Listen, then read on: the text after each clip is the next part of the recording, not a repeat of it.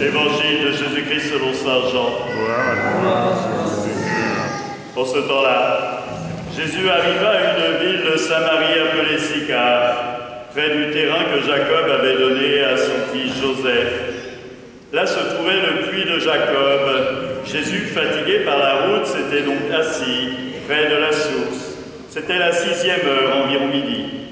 Arrive une femme de Samarie qui venait puiser de l'eau. Jésus lui dit « Donne-moi à boire ». En effet, ses disciples étaient partis à la ville pour acheter des provisions.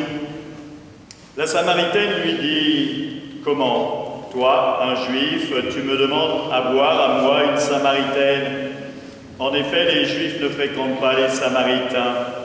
Jésus lui répondit « Si tu savais le don de Dieu, et qui est celui qui te dit « Donne-moi à boire », c'est toi qui lui aurais demandé et il t'aurait donné de l'eau vive. Elle dit « Seigneur, tu n'as rien pour puiser, le puits est profond. D'où as-tu donc eu cette eau vive? Serais-tu plus grand que notre père Jacob qui nous a donné ce puits et qui en a bu lui-même avec ses fils et ses bêtes ?»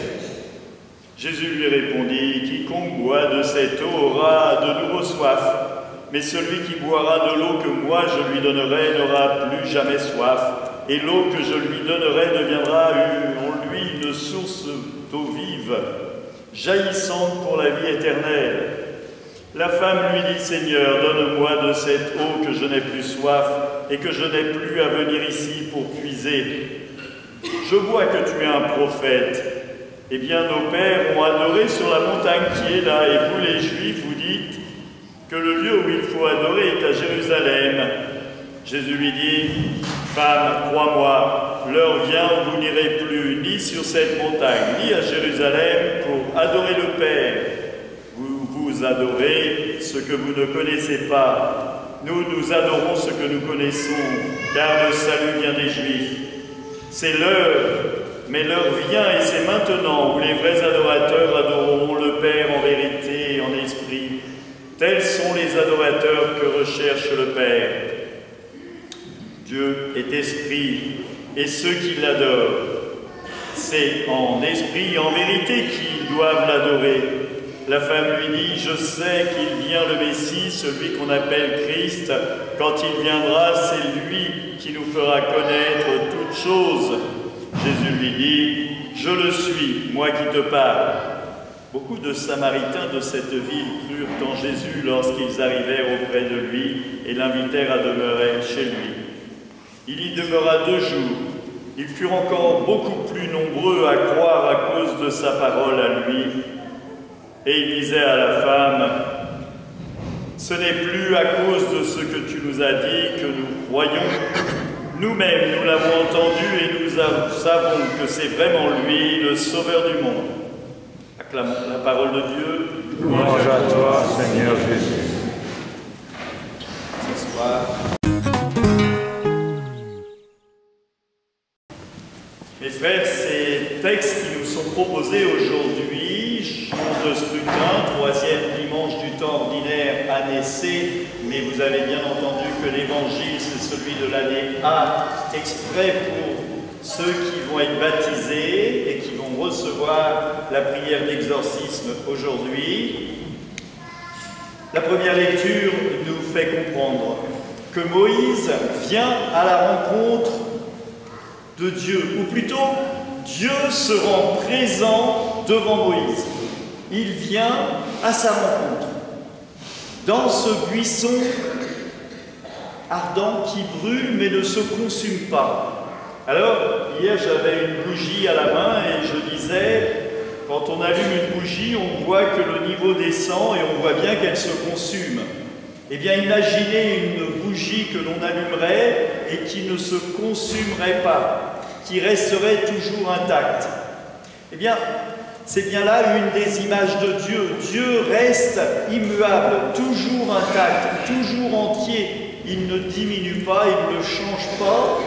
Il est toujours présent, tel que nous le connaissons, tel que nous le rencontrons dans notre vie et dans la vie de chacun de nous. Particulièrement pour vous qui allez être baptisés à Pâques, vous allez tranquillement faire la connaissance de Dieu et vous avez déjà cheminé depuis 2 ans. Et comme nous, régulièrement, nous continuons de discerner et d'apprendre à connaître un peu plus, jour après jour, qui est Dieu pour nous. Saint Paul nous fait voir une autre facette du Christ, le Christ qui est vrai homme et vrai Dieu.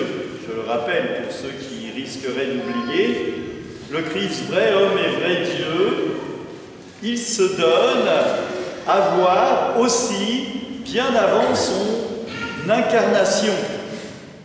L'incarnation, c'est le moment où, par l'action de l'Esprit Saint, Marie va mettre au monde Jésus, vrai homme et vrai Dieu. Mais Jésus préexistait bien avant ce jour-là. Il préexistait dès que la création du monde. Dès que Dieu était, et il n'y a pas de moment où Dieu n'était pas, donc il préexistait tout entier. Une chose est sûre, c'est que Paul nous fait comprendre que le Christ, en tout cas la deuxième personne de la Trinité, cheminait avec le peuple dans le désert. Il était ce rocher qui donnait à boire au peuple. Quand le peuple avait soif, Moïse prenait son bâton et tapait sur le rocher et l'eau coulait. L'eau, source de la vie, c'est ce thème de cet évangile que nous avons lu. L'eau, source de la vie. Donne-moi à boire. C'est le Christ qui est la source.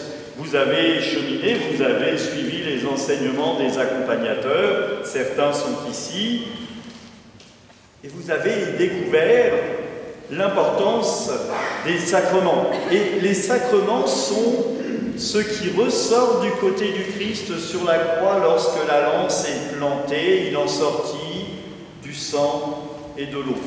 Tous les sacrements sont en lien avec la mort et la résurrection du Christ. Si le Christ n'est pas mort et ressuscité, il n'y a pas de sacrement. Et le Christ est mort et ressuscité pour nous offrir ces sacrements. Le baptême, nous sommes plongés dans la mort et la résurrection du Christ. Au jour de votre baptême, vous serez plongés dans la mort et la résurrection du Christ pour entrer avec lui et devenir chrétien, pour recevoir l'Esprit Saint, cet esprit d'amour qui nous est donné. Est-ce à dire que si l'on n'est pas baptisé, eh bien on n'entre pas dans l'esprit et en relation avec Dieu? Absolument pas. Puisque, on le voit bien, Adam va recevoir le souffle de la vie, mais l'Esprit Saint que vous allez recevoir est un esprit qui va vous guider, qui va vous donner cette force, qui va vous permettre d'éviter les faux pas et de suivre le démon. En vous appuyant sur l'Esprit Saint que vous aurez reçu, vous pourrez, avec la grâce de Dieu et le Seigneur, éviter ce qui est mauvais. On voit bien, cette Samaritaine est un peu perdue. Elle dit, mais alors où est-ce que l'on doit aller prier?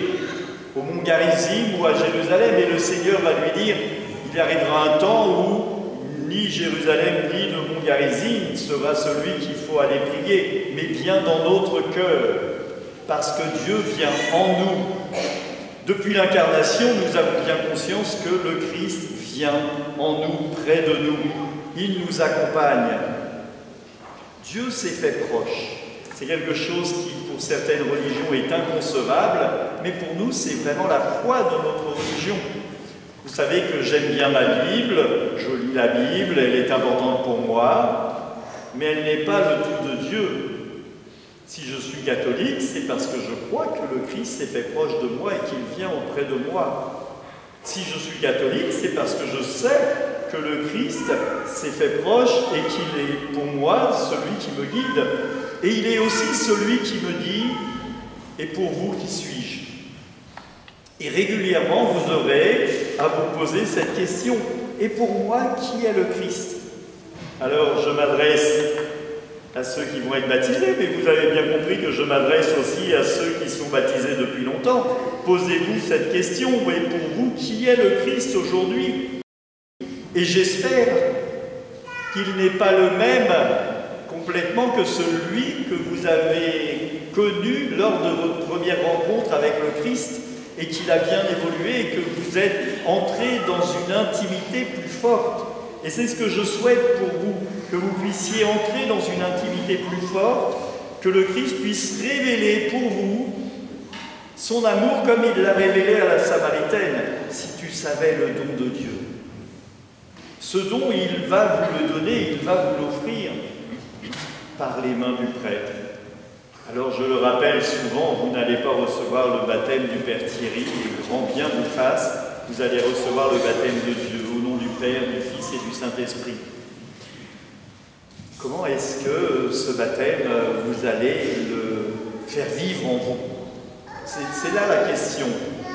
Est-ce que vous serez des paroissiens du dimanche?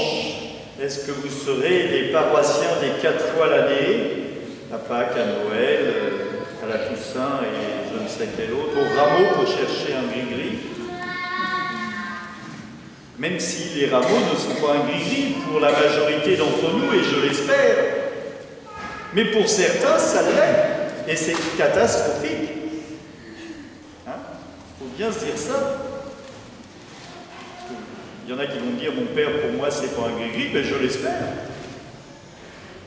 Mais j'ai vu des gens arriver très tard à la célébration des rameaux et dépouiller les rameaux qui étaient autour d'une porte qu'on avait enjolivée en disant « moi, il me faut ça », sans même savoir s'il était béni, sans même savoir ce que ça voulait dire pour eux. Et là, effectivement, ça devient un gris-gris. Comment est-ce que je vis ma foi pleinement dans une relation d'amour avec Dieu?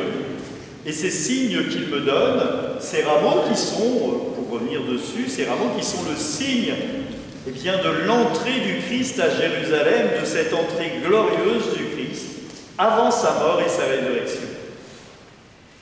Mes frères, il nous faudra prier pour ces catéchumènes qui vont être baptisés. Ils ne sont pas tous ici parce qu'il y en a qui vont faire leur scrutin demain.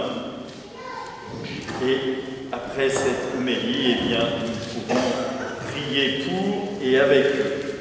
Amen.